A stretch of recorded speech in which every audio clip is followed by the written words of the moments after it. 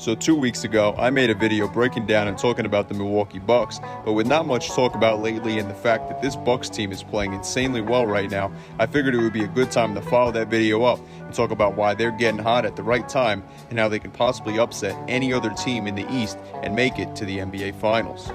What's up guys, SCJ here, and if you enjoyed today's video, make sure to give it a like as it helps out a lot, and if you're new to the channel and or enjoy the NBA, then make sure to hit that subscribe button and notification bell. So last night, the Milwaukee Bucks really brought it to the Indiana Pacers as they got a huge 140-113 victory over the Pacers in Milwaukee. What's crazy is Giannis didn't even suit up and play in last night's game for them, yet they still put up 140 points as well as the second highest scoring first quarter in Bucks franchise history. The reason for that truly was just how well the Bucks players shot the ball. The Bucks had 3 men score 20 or more points last night as Pat Connaughton had 20 points, Chris Middleton had 25, and Jrue Holiday had a team-high and game-high 28 points last night. Holiday did a little bit of everything though for the Bucks as he also had 5 rebounds, 1 block, a very good 2 steals, and an insane 14 assists as well. It's even crazier when you realize that Holiday did that in less than 30 minutes of play, as well as the fact he was lights out shooting the ball as he was 11 for 15 from the field and a great 5 for 6 from behind the arc. Not only did the Bucks have 3 players score at least 20 points, but both Brook Lopez and Bobby Portis had 18 points, so they nearly had 5 players do so, proving that they have many players capable of helping the scoring load on any given night. Not only was that a huge win for the Bucks, but that also gave them their 12th win in their last 13 games. During their last 13 games, they've also gotten some wins over some very good teams, such as the Clippers, Spurs, and the Eastern Conference's current number 1 seed, the Philadelphia 76ers. Plus, their only loss during that streak came against a playoff team with a current MVP candidate in Nikola Jokic and the Denver Nuggets. Very impressive stuff we're seeing from the Bucks lately, to say the least. Looking at just how good they've been offensively this season, they're averaging just 0.2 less points per game on the season than this year's Brooklyn Nets team, who currently has the highest points per game average and the highest offensive rating in NBA history, not just this season. So that's actually crazy when you think about it, especially considering the fact they're averaging over 3 more points per game than the Utah Jazz, who have made NBA history with their offensive numbers on multiple occasions this season.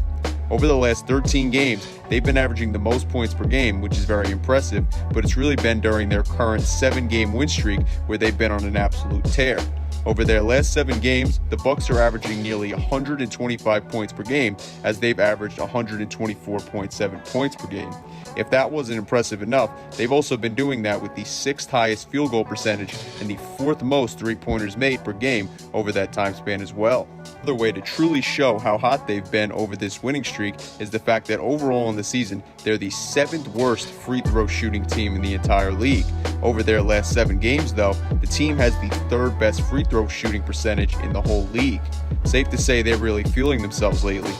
The Bucks aren't just thriving in terms of their scoring though, as they've averaged the most rebounds as well as the 5th most assists per game over this past 7 games and this 7-game win streak.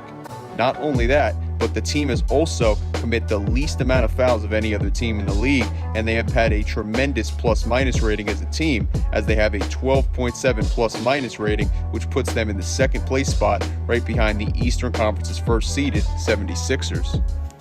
The one area in which the Bucks have struggled has been in terms of the points per game that they have allowed, not just during this winning streak, but overall in the season as well.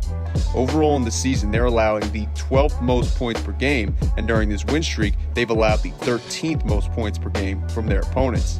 That's of course not a great thing, but that hasn't seemed to affect this team all that much as they have had a historically great offense themselves, and they've also managed to hold their opponent to the 3rd lowest field goal and 3-point percentages as of late also. Not only that, but despite their struggles in allowing that many points from their opponents, the team has also had the 2nd best defensive rating in the entire NBA, which is of course a very great thing and makes up for the points that they've allowed. They've also been very good in 2 other important areas as they have allowed the 2nd lowest amount of second chance points and the 6th lowest amount of points off of fast breaks as well lately. And the fact that they're improving in doing both of those things is a positive sign as they head into the playoffs, and it seems like this team is starting to get hot at the right time and build great chemistry together as a team.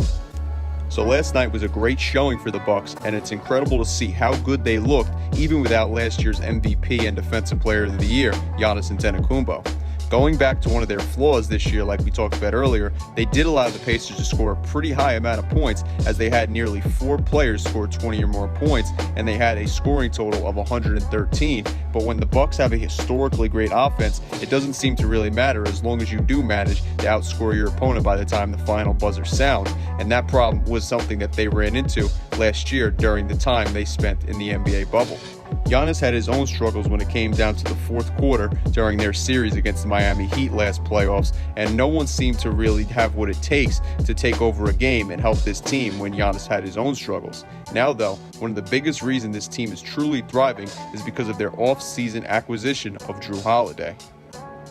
Overall on the season, Jrue Holiday has the 10th highest defensive win shares among all guards in the entire NBA. Over their last 7 games, Jrue Holiday has the 8th best defensive win shares of any guard in the entire NBA. And during the Bucks' last 13 games, where Jrue Holiday played in 9 of them, he has the 7th best defensive win shares of all guards in the entire league. Not only that, but if we look at his last 7 games in which he began to play over 20 minutes again after he returned from his battle with COVID, Holiday has played tremendous, averaging 18.1 points, 5.1 assists, and 1.9 steals per game on 49% shooting from the field, a very good 43% from three-point range, and a 94% free throw shooting percentage as well. Last night, Holiday showed off not only his ability to get his teammates great looks with his 14 assists, and that was even without Giannis playing, but he also showed off the fact that when he is able to do his thing offensively, it opens up so much more for the rest of his teammates, as the rest of his teammates were able to truly do their thing out there also. Holiday's defensive prowess and his good offense seem to be exactly what the Bucks will need if they want to upset one of or both of the 76ers and Brooklyn Nets in the 2021 playoffs, and last night was a great showing of just how deadly this team can be when they play together as a unit, even without their best player, who's either a top 5 or top 10 player in people's books, Giannis Antentokounmpo. Even with how well Giannis has played this season and the fact that he's played like an MVP candidate and continued to make Bucks history and NBA history with his level of play lately, it crazily enough doesn't seem like he is the most important piece on this Bucks team for finding success in the 2021 playoffs. It seems that it'll truly come down to Jrue Holiday as well as the other teammates being able to lock in and play with the same style of play in which they played last night, and of course the same style of play Jrue Holiday played last night.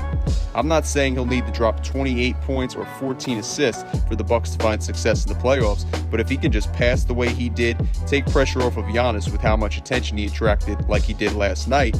and of course always be the great defensive player like he typically is, the Bucks will for sure be a tough out for any team in the entire Eastern Conference. The Bucks currently are a game and a half out of the Eastern Conference's first seed, and with Embiid out for the 76ers and Kyrie Irving out for the Nets for at least the next 3 games, while they already don't have Kevin Durant, don't be surprised if the Milwaukee Bucks end up hopping both of those teams and all of a sudden they make their claim to be the first seed in the Eastern Conference. I want to know though what you guys think about this Bucks team, their level of play lately, or anything having to do with the team down below in the comment section. Like mentioned before though, if you like the video, then please give it a like as it helps out a lot. And if you're new to the channel and or enjoy the NBA, then make sure to hit that subscribe button and notification bell. That way you stay up to date with my newest content. Anyway though guys, I'm SCJ and I am out. Peace.